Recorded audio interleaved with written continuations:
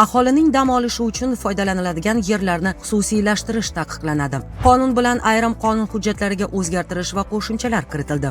Qonun bilan kiritilgan qo'shimchalarga ko'ra, davlat mulki bo'lgan aholining madaniy-maishiy ehtiyojlarini qondirish va dam olishi uchun foydalaniladigan yerlarni xususiylashtirish yoxud boshqacha tarzda begonalashtirish taqiqlanadi. Ushbu yerlarda binolar va inshootlarni qurish yoki mavjud bino va inshootlarning qurilish maydonlarini kengaytirish, ushbu yerlarning hududini qisqartirishni taqiqlash belgilandi.